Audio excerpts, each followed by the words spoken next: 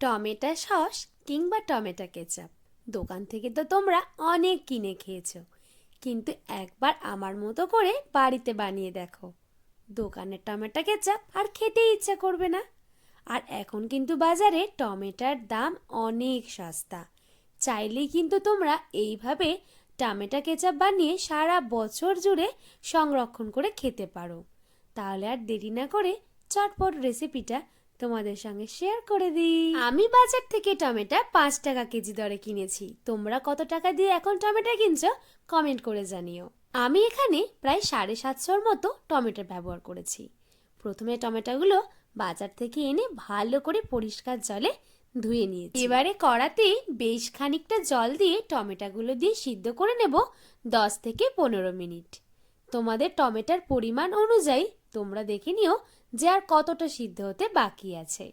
Time একটু কম বেশি লাগতেই পারে। আমার কিন্তু 10 থেকে 15 মিনিটের মধ্যেই দেখলাম বেশ টমেটোগুলো সিদ্ধ হয়ে এসেছে।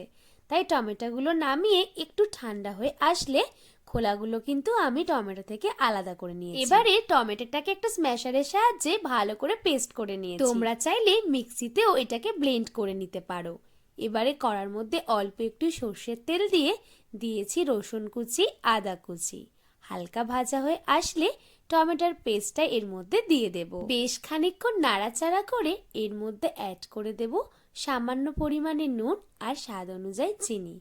তোমরা যদি বেশি মিষ্টি খেতে চাও তাহলে চিনির পরিমাণটা একটু বাড়িয়ে দিও। যারা একটু স্পাইসি বা ঝাল পছন্দ করো তারা কিন্তু একটু এখানে লঙ্কার গুঁড়ো অ্যাড করে দিতেই পারো। আর সংরক্ষণ করার জন্য আমার হাতের কাছে যেহেতু ভিনিগার ছিল না, তাই একটু লেবুর রস দিয়ে দিয়েছি। টমেটোর এই মিশ্রণটা একদম লো ফ্লেমে রেখে বেশ খানিকক্ষণ ধরে কিন্তু অনবরত নাড়াচাড়া করতে হবে। নাড়াচাড়া বন্ধ করলে তলায় কিন্তু বসে যেতে পারে। নাড়াচাড়া করে করে একদম যখন শুকনো হয়ে আসবে তখন কিন্তু এটা সংরক্ষণ করার জন্য একদম রেডি। একটা এয়ারটাইট কন্টেনারে ভরে তোমরা রুম টেম্পারেচারে 1 মাসের মতো এটা সংরক্ষণ করতে পারবে।